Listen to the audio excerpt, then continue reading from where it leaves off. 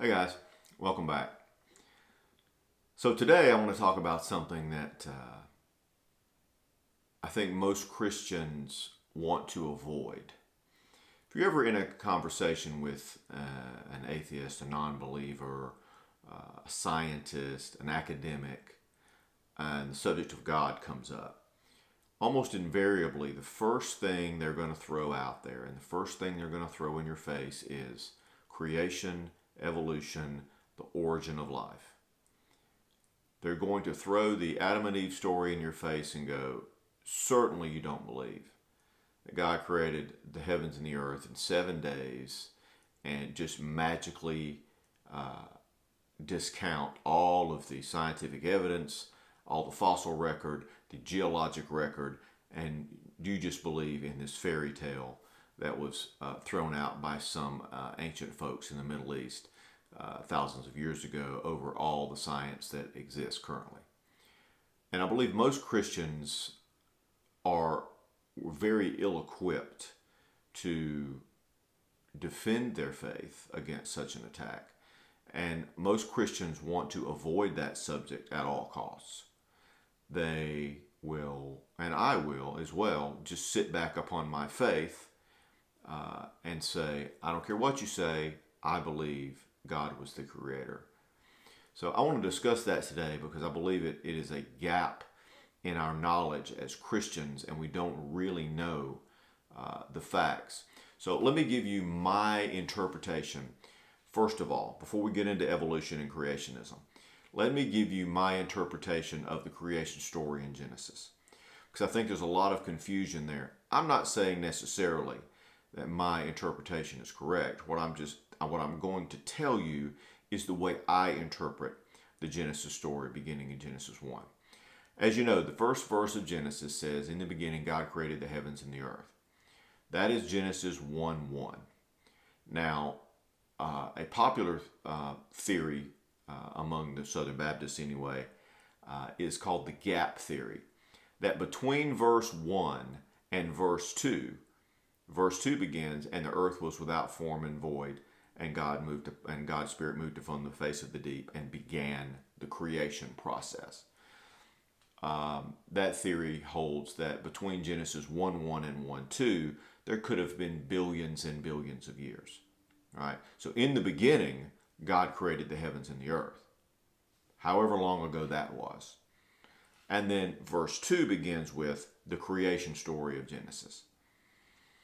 So that would account for the incredible age of the earth as we know it biologically, and maybe fit in with our understanding of the creation story of Genesis.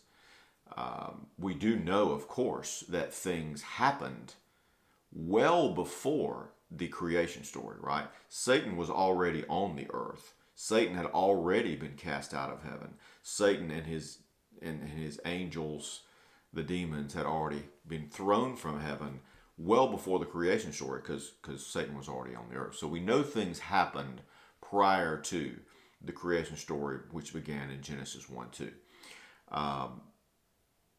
Now, there are Christians who believe in what's called the young earth theory of creation. They adamantly hold that the earth is only 10,000 or 20,000 years old and that the geologists are just wrong because they add up the lineages as described in the Bible. So-and-so begat so-and-so, and so-and-so begat so-and-so, and add up those lifetimes and come to a conclusion that the earth can't possibly be older than about 10,000 years old. I certainly don't ascribe to that. I believe the earth is incredibly old. I believe the universe is vastly ancient. And let me explain why. When you get into the creation story of Genesis, we've always been told about the 6 days of creation. On day 1, God created this, and on day 2, God created this, etc.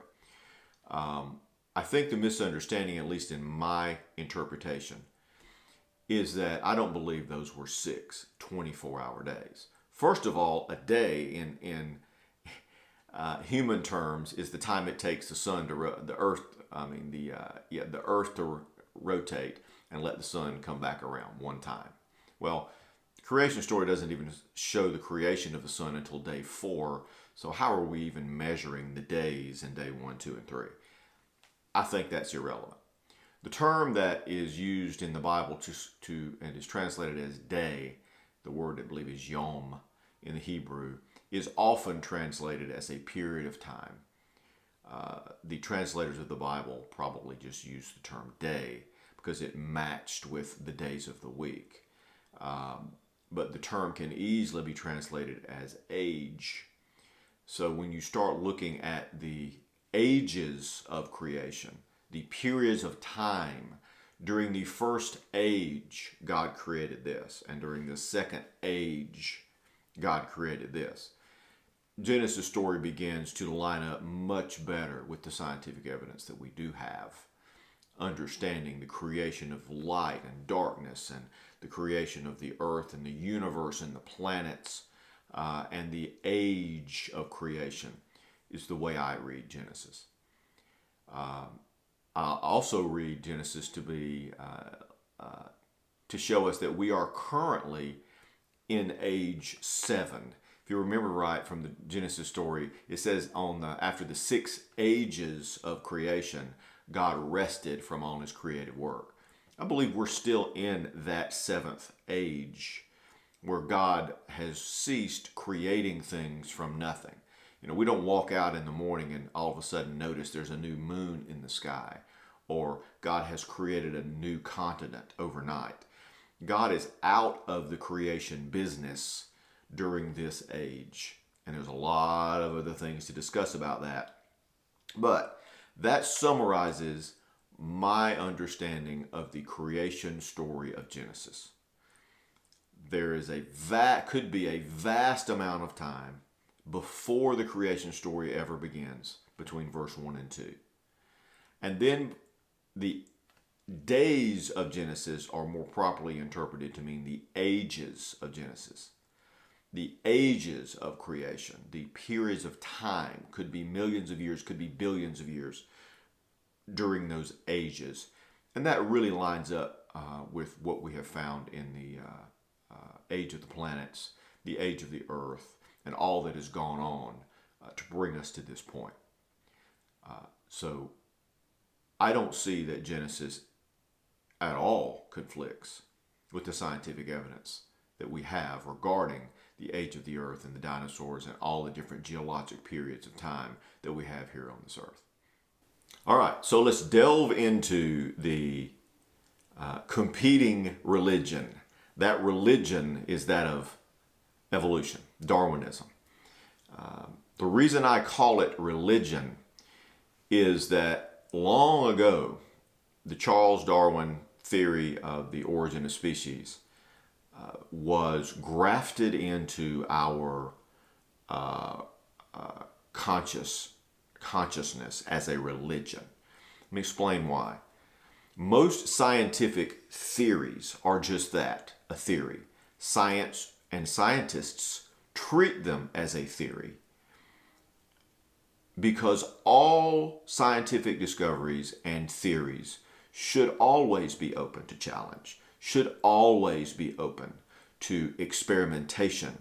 How many times have you heard something in your life that was proven by science that turned out to be completely wrong, right?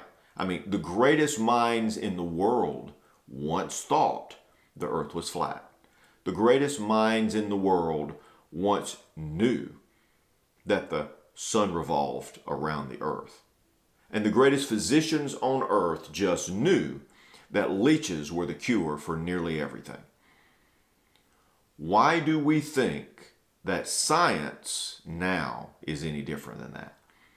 All you've got to do is try to read the scientific literature about nearly anything. Is bacon bad for you? You'll get 20 different opinions. Nobody knows. All of those are theories. They should be checked and rechecked and constantly challenged. However, there are certain theories in science that have risen to the level of religion now. Evolution, the theory of evolution and Darwinism is now almost like a church. if you challenge any belief of their church, they are immediately offended and immediately outraged that you would dare do that. That is the mark of a religion. That is not the mark of a scientific theory. A true scientist would welcome challenge to his theory because a true scientist wants the truth.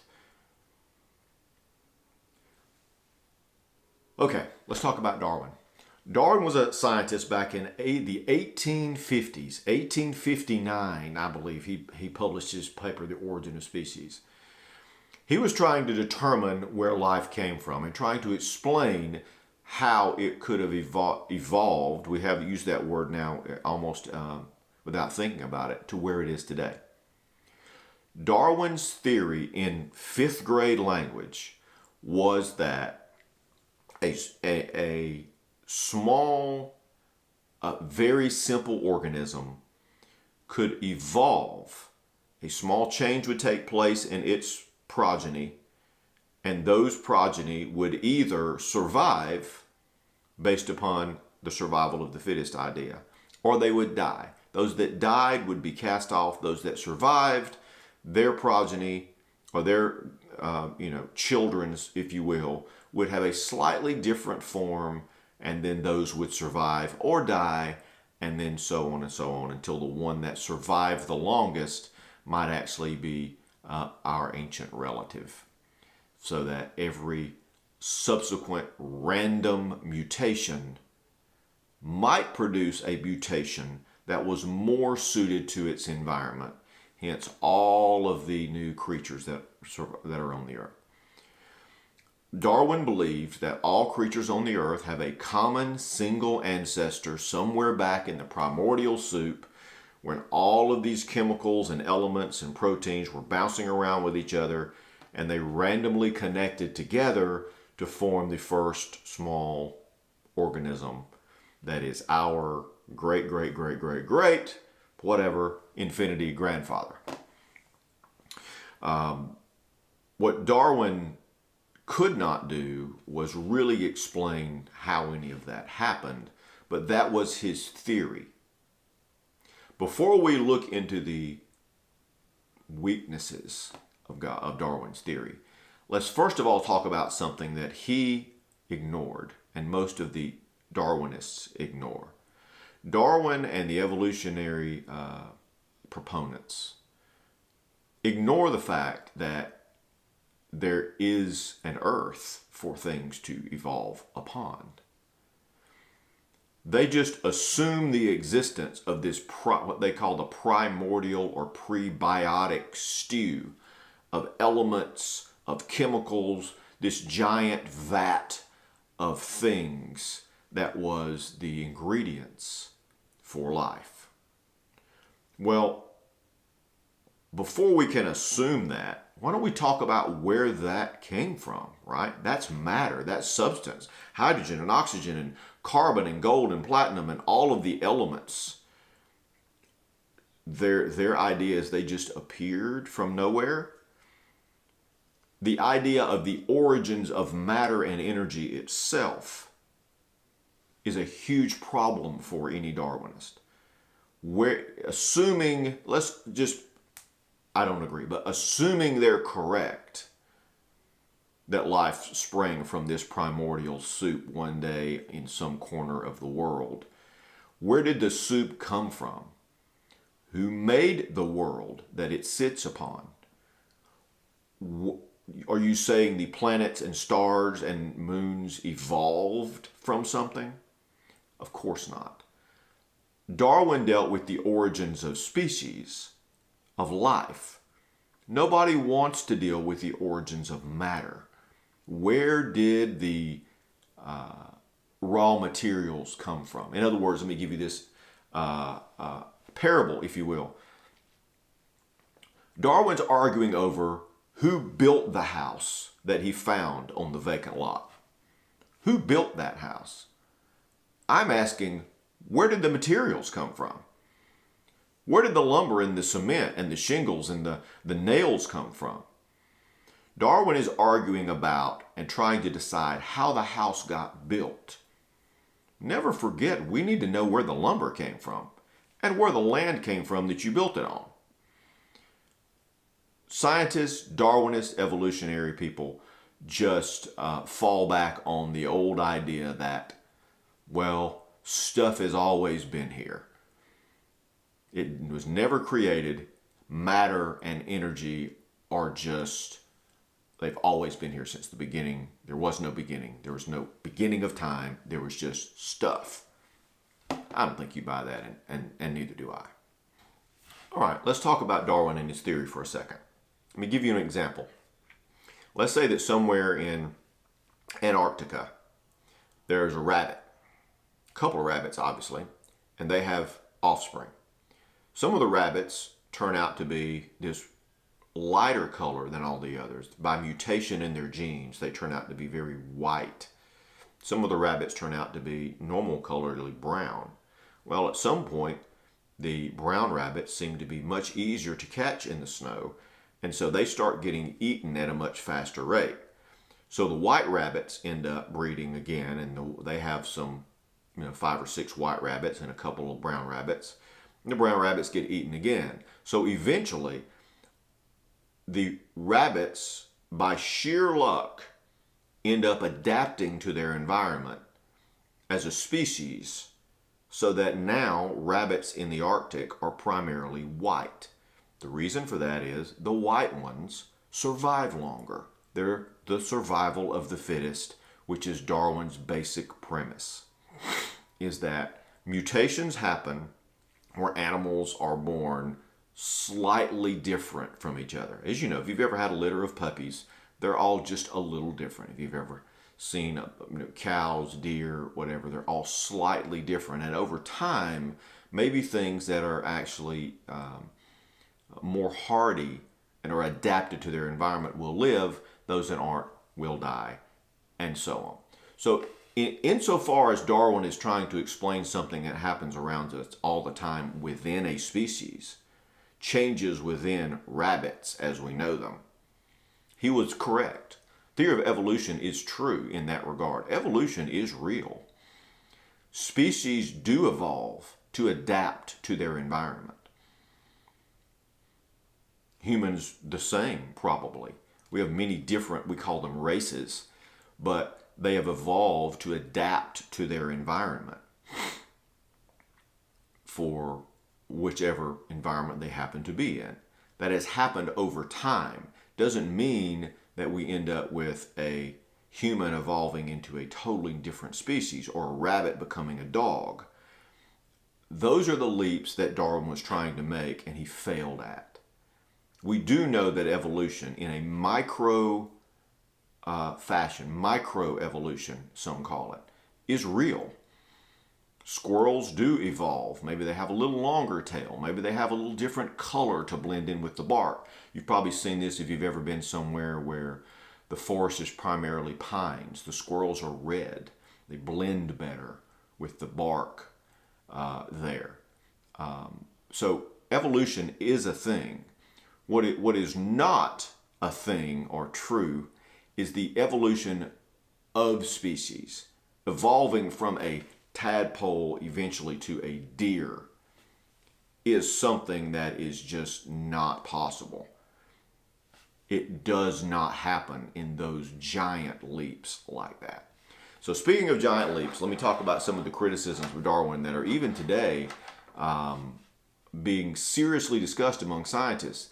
It seems that the only people who aren't questioning Darwin are the people who have adhered to it as a religion. Most serious scientists today do question his theory, and many serious scientists have just concluded that it is impossible. Let me give you one problem. One problem is what we call the Cambrian explosion. I know this is a lot of information. You may not be interested. It interests me, so I'm going to talk about it. There's a period of time in geology called the Cambrian period. It's about 541 million years ago. And if you understand geology, picture looking at the Grand Canyon. So The Grand Canyon is in layers of rock. The layers at the bottom of that are extremely old, and the layers at the very, very top of that are younger. Okay, so picture a big empty hole. And so as water, as mud and debris gets washed into that hole, it gradually fills up. Now, if you were to cut that in half, you would now see the layers, and the layer at the bottom is the oldest, the layer at the top is the newest. Okay, so that's the way that works. Well, geologists have long been able to find these layers, and the layer that corresponds to the Cambrian period, you don't need to know how they're named or all that stuff, it's too much for my head too, has an incredible explosion of of life. Life seems to just appear out of nowhere. The layer below that has almost none of that. But in this one period of time, all these species of animals and critters and, very small invertebrates and all manners of life appear in this Cambrian layer. And there doesn't seem to be anything below them that would have led up to their appearance. Even Charles Darwin, I'm going to put my glasses on, I apologize to see this. Charles Darwin knew about this. He even put it in his book. His book, The Origin of Species, actually has a quote. Let me read it to you. Firstly, why, if species have descended from other species by insensibly fine gradations, do we not everywhere see innumerable transitional forms? Why is not all nature in confusion instead of the species being, as we see them, well defined? He goes on to say, why do we not find transitional species embedded in countless numbers in the crust of the earth? Okay, so even Darwin knew that in his theory, if there's going to be a transition to these new forms of life, then there should be millions of precursors to that. In other words, in my rabbit analogy, right? If we're eventually going to find a white rabbit, we should find millions of dead brown rabbits somewhere. Because in order for the white rabbit to have occurred, all those brown rabbits would have had to have died, right? The problem is in the Cambrian explosion, that as they call it, all of a sudden we've just got a bunch of white rabbits and no explanation of how they were created. Darwin believed in his paper that future scientists would probably find evidence of all of those precursor species that had to exist in order to get us to where we are now. The problem with that is, in the 150 so years since Darwin wrote his paper, not only have we not found any of those, it would seem that the explosion was even a smaller time period than even he thought. So not only have we not found the evidence that he was hoping for, the missing links, as you would call them, but we have determined that explosion was geologically much more sudden than even he thought it was. So the problem is we don't have all of those precursor species. Let me give you another example that I want to use throughout this rest of this talk. What Darwin is saying is that if you have all of the elements of life in one spot in the soup, and they're randomly combined over and over and over, just by pure chance, eventually you're going to have something come together that creates a living organism. So here's my example of that. Let's say you can build a house of cards, right? 52 cards in a house stacked up high. You've created a house of cards. If you've never done it, it's a pretty fun way to waste a few hours. Building a house of cards and you're done. Okay. That is life. That means that is a structure of a DNA that can create life. So Darwin is saying, if you take a pack of cards out of the deck, open them up brand new, we've already talked about how we don't know where the cards came from, right? Where did all the matter come from? Let's move past that. Darwin is saying, if you have a deck of cards and you throw those cards into the air often enough, eventually those cards will flutter to the ground as a perfectly built house of cards. Well, I mean, that seems unlikely, right? The problem is, not only does the math not work, which we'll talk about in a minute, but if that is the way life began, there should be millions of piles of cards laying around in the past that did not come down into a form of life, right? So if you're opening up a pack of cards, throwing it into the air, that one didn't make a house. You open up a new pack of cards, throw it into the air, that one doesn't make a house. So if you do that enough times, according to Darwin, eventually you'll create that house, which is, he says, what happened in the Cambrian period. There were some houses that were created. The problem is nobody can find all those other piles of cards that didn't work. That is a problem for Darwin.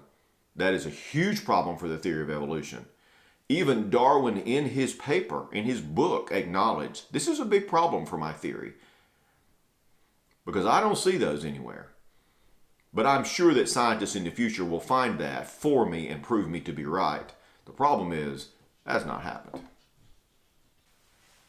All right, next big problem, and there's plenty of problems with Darwinism and evolutionary theory. I'm just going to hit on a couple, and I'll give you some resources if you really want to research that later on, but let me give you a couple more. Of course, Charles Darwin was dealing with information that he had in 1859. In 1859, they knew very little about even the structure of a cell, much less DNA and the proteins that make up a DNA molecule and how those proteins fold in together and how they create life and how cells replicate.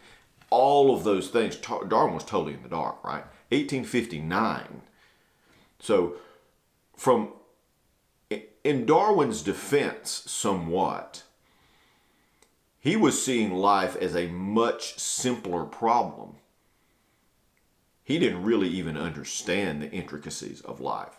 To him, a piece of bacteria or a flea was a simple creature. We now know that they're not simple at all. The structure of those cells, the structure of the DNA in those cells is vastly complicated. So, not to defend Darwin, but when he's working with 1859 technology, he really had no idea what he's talking about. Another reason we should closely re-examine everything he thinks he knows. But let's talk about the math. Okay, so currently, now that we know a little bit about DNA, now that we know how DNA is formed and how protein molecules come together to form DNA, and I'm not a science guy, so if I'm getting some of the terminology wrong, just give me a break. Now that we understand the complexity of even the simplest strand of DNA, scientists are now able, and were actually able to do it back in the 60s. There were several conferences of various distinguished professors that came together to make these computations, to determine exactly how often we would have to throw those cards in the air to make that happen. How often would we have to try in order to make a single usable living molecule that could be used later to form a strand of DNA? According to everything we can tell about the Earth, science currently believes the Earth is about 4.5 billion years old. In a single simple protein strand, and I may be getting this wrong, but bear with me. The simplest form of life would have a strand of beads, let's say, of proteins that are 150 beads long. There are 20 potential beads that you can put on that sequence. 20 total, 20 different proteins that make up those beads of the protein of the sequence. And each one can be any one of those 20. Now, you can randomly begin that process. And in order to actually achieve some combination that's going to open that lock, think of it like a 150 character bicycle lock that only has one combination that will work. And each of those wheels has 20 numbers on it. Picture that. So if you randomly just give it to a monkey and he randomly starts turning it, how long will it take him to find that one combination that actually creates a usable structure that can be used to make life? Well, the scientists have calculated that, and the problem they have now is that it is possible, right? It is possible that a single random monkey could turn that lock and get that combination. The problem is scientists now have calculated that 4.5 billion years we've had to work with is not nearly enough time to go through all those combinations. The combinations are, I'm not a math guy, 10 to the 170th power. Those are the odds. Those are odds that you can't even begin to fathom. So mathematics and computer science are now jumping into this argument and saying, Darwin didn't understand the whole concept of proteins and DNA and all that. We now understand that, and we now understand that even the simplest organism is so complicated, the odds of creating that are incredibly long. And that is just one molecule that can be used. Think of the vast number of different molecules that have to be created in order to create a living thing. The numbers and the math do not work. There are innumerable studies on this. Most of them will make your head explode. I've tried to read a few of them. The conclusion is there hasn't been enough tries yet. There's the old parable, if you will, of the monkey on a typewriter. You could put a monkey in front of a typewriter and have him randomly hit keys forever.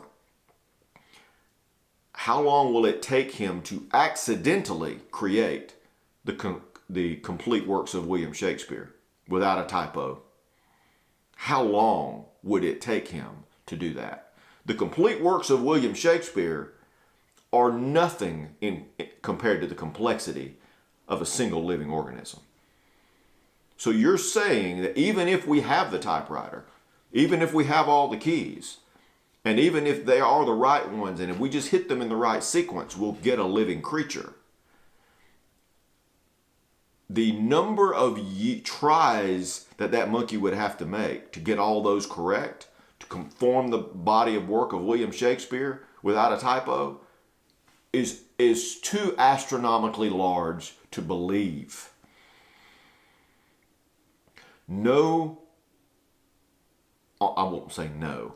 Very few actual mathematicians and computer scientists would believe that is possible to randomly achieve that sort of an outcome.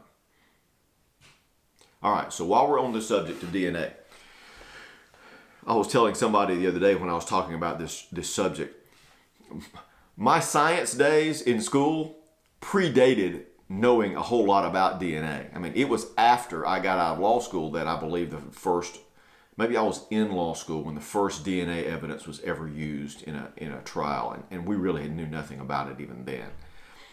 What they have learned since then is that DNA is actually like computer code. It's a strange thing now that we have biologists working very closely with computer scientists, because your DNA is nothing but a computer, is like a code. The guy who discovered DNA and discovered how to unlock it was actually a cryptographer, a code breaker.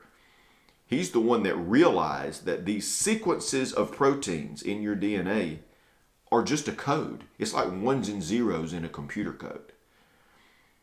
It tells that specific cell, that specific, whatever that DNA molecule is located within, it gives it its operating instructions. It is the code that tells it what to do, when to do it, and how to do it. It even has switches to turn on and off certain things. It is an incredibly complicated computer code. Darwin, of course, had no idea about this. But the code that is contained in your DNA is absolutely pure information. It is information about who you are, your eye color, your skin tone, whether your IQ, your everything about an organism is DNA controlled. How you react to certain things, all of your reactions, and when you even when you die, are coded into these molecules. Here's the issue with Darwin's theory. We all know, because of our just experience on this earth, if you discover something that has information in it, you find a piece of pottery from an ancient civilization with hieroglyphics. You discover a radio signal from space. You discover anything that contains information.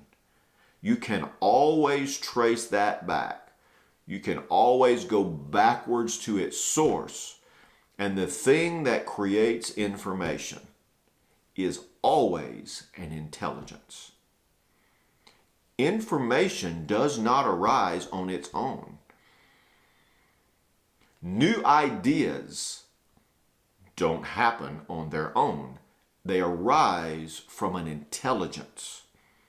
Your body was coded like a computer code by the coder, the person or mind or being or God that wrote your code. He wrote the code in the amoeba and in the plant cell. All of those things have an incredible amount of information. Even today, in 2019, when I'm doing this video, we know almost nothing about what is stored on a DNA strand. We understand, 5% of the DNA strand at this point. We don't even know what the other stuff does. But it's coded into all life.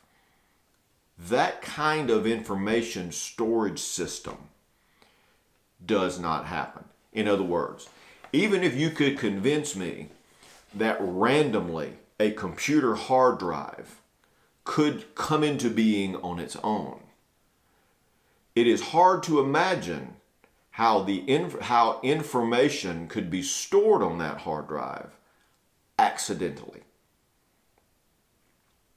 That is the problem, one of the major problems today with the theory of creation by evolution. Even if you can get past, where did the building blocks come from? Where did the lumber come from to build the house? Where did the cards come from to throw into the air? Even if you can get past that, even if you can get past the problem of the geologic record indicating life takes these very sudden surges where life just appears with no precursors. We can't find all the billions of piles of cards that didn't work below there. Even if you get past the problem of the math, that there hasn't been enough tries to throw those cards into the air to possibly come out with the house of cards since the earth was formed. You can't get past the problem of the design and the information that is contained in the molecules that you claim were formed accidentally. That kind of thing screams intelligence. Now, I think you already know that anybody that you discuss this matter with, any of your atheist friends, are probably not going to sit there and listen to you about this. You know why? Because they have been indoctrinated into the religion of Darwinism. They are sitting down, if you remember my video about the chair, They have sat down in the chair of Darwinism and they just believe it on faith. Isn't that funny? Isn't it funny that the people that scream at you for believing something on faith are believing in Darwinism and they have absolutely no idea why? They haven't looked at the science. They don't know. Right? That's a faith. They have faith in Darwinism and are screaming at you because you have faith in God. My faith in my Creator absolutely lines up with the science. Theirs doesn't even come close to lining up with the science. My God programming the cells to replicate and create life on this planet lines up perfectly with the science. Your idea that matter that was always there in this perfect soup randomly created something that couldn't possibly happen with the number of tries that it has happened, and it randomly acquired the information to know how to operate a living organism, takes way more blind faith than my belief in God will ever take. Your evolutionary scientific theory does not have science to back it up. My belief in a creator absolutely has the science to back it up.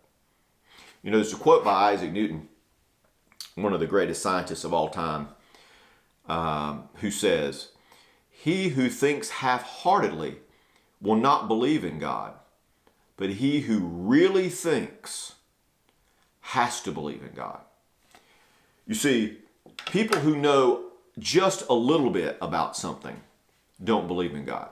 Okay? Darwin knew just a little bit about species and evolution.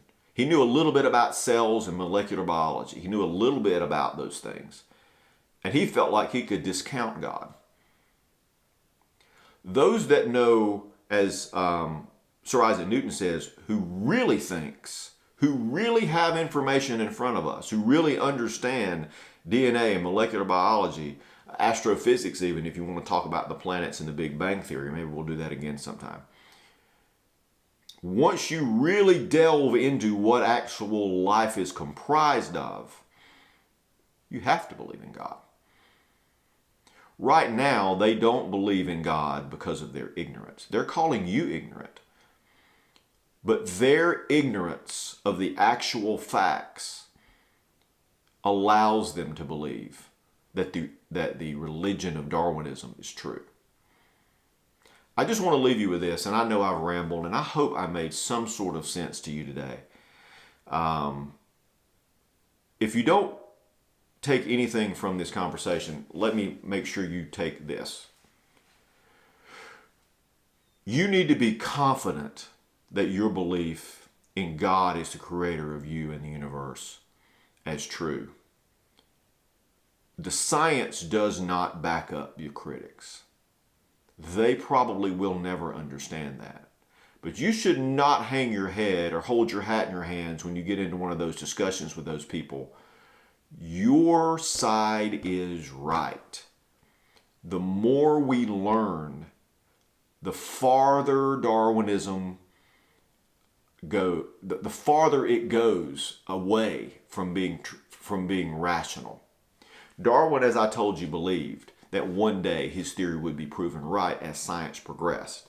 It has been exactly the opposite.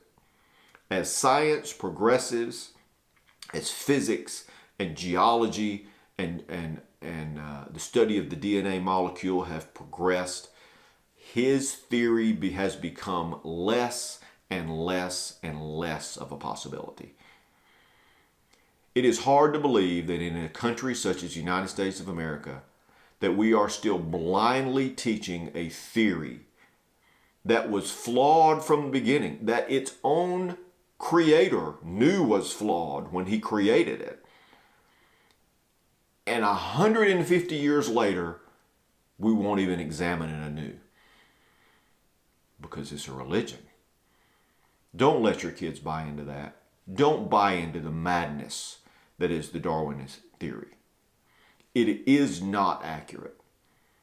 your belief in God and the Genesis story and relying upon an intelligent designer is the real answer. And you are backed by science. It's not Bible versus science. The Bible and real science line up very, very well together. Intelligent design is something that anybody that really knows, as Isaac Newton said, people that, and Isaac Newton was an astronomer and a physicist, so people that don't know just look up at the moon and go, oh yeah, it's the moon. People that really know physics understand how rare a thing it is that it does the rotations that it does and it stays in a stable orbit and all of those things. People that really know have to believe in God. People that just know a little can get by with believing in science. If you want to know more about this, there's a guy out there that maybe you should check out. His name is Stephen Meyer. He's got some videos on YouTube. He's a PhD in the philosophy of science from the University of Cambridge and a geophysicist. And so he knows what he's talking about. He's written several books on the problems with Darwin's theory and how the DNA of cells actually screams for an intelligent designer. Pretty interesting guy. But if you actually will look, just go on the internet and start doing some serious research. There is plenty of research out there and a growing horde of respected scientists who have decided Darwin was just full of it. This is not a fringe movement. Science is moving in that direction. You don't hear about it on television. You won't hear about it in the news. You won't hear about it in your child's classroom. But the theory of evolution and the creation of all species through Darwinist principles, no serious scientist actually believes that anymore. And it's sad that we still teach our children that. Anyway, that's my rambling for today. I hope it didn't just totally make your eyes glaze over. If you want to have more, if you want to friend me on Facebook, I'll put a link at the bottom. You can also subscribe to my channel if you want to have notice when these videos come out. So until next time, until the next rambling comes upon me, see you soon.